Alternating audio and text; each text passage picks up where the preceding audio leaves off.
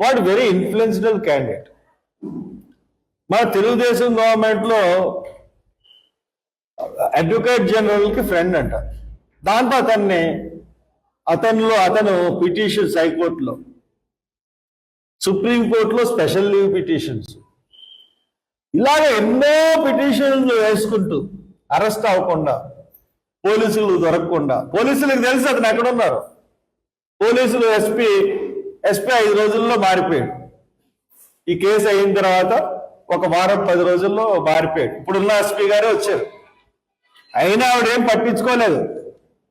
పట్టించుకోకుండా అలా తాత్సరం చేస్తే, ఈ కేసీ కృష్ణారెడ్డి ఏం చేశాడంటే హైకోర్టులో ఒక పిటిషన్ వేశాడు.